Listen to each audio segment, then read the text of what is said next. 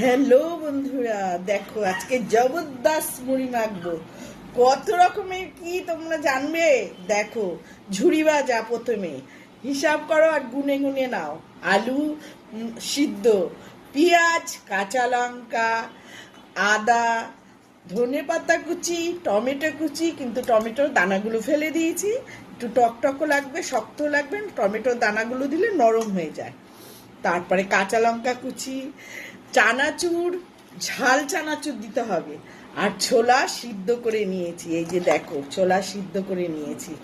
তার মধ্যে মুড়ি দেব, গোলমরিচ, এই যে গোলমরিচের গুঁড়ো, আর একটু কাঁচা লঙ্কার সঙ্গে একটু গোলমরিচের গুঁড়ো, তারপরে একটু পাতিলেবুর রস, আর জিরে, আর ধনে ভাজা একটুখানি গুঁড়ো, এই যে মানে ভাজা মশলা দিতে হবে।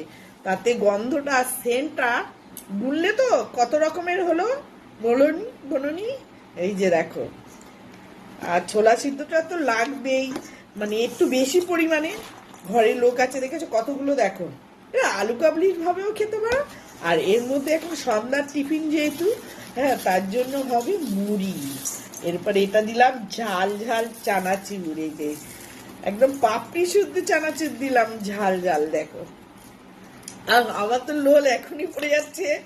এই দেখো, কার কার লোল পড়ছে অবশ্য করেই কিন্তু বলবে কতটা হয়েছে জিনিস দিয়ে। খালি দেখো, তারপরে এখন হবে মুড়ি। এখানে কয়জনের হবে জানো? আর দেখো, এরপরে এই যে মুড়ি, মুড়ি নিয়ে মাখা হবে। ও, আমরা কয়জন খাবো বলো, গেস করো কয়জন খাবো? আমরা 4 জন খাবো। এই সন্ধ্যার টিফিন খেলে আর তোমার কিছু লাগবে না। জবরদস্ত মুড়ি মাখা খেলে আর তোমার কিছু খেতে হবে না। কে কে এরকম মুড়ি মাখা খেতে ভালোবাসো অবশ্য করে কিন্তু জানাবে কমেন্টে।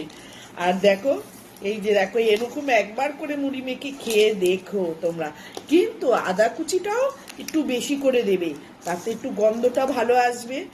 আর যদি তোমার আচারের তেল থাকে তো ভালো, না হলে খালি একটু সর্ষের তেল দেবে, তাতে দেখবে ও হেভি। এই যে, আর একটু কিন্তু বিট নুন দেবে। এটা কিন্তু অবশ্যই, নুন না দিলে কিন্তু তার কোনো গুণ বেরোবে না। এই যে, এটা নুনটা অবশ্য করেই তোমরা দেবে। ভিডিওটা কেমন লাগলো জানাবে। টাটা, বাই বাই, সবাইকে জানাই শুভ সন্ধ্যা। সবাই ভালো থেকো, সুস্থ থেকো, আর আমার মতন এরম মুড়ি মেখে খেও তোমরা।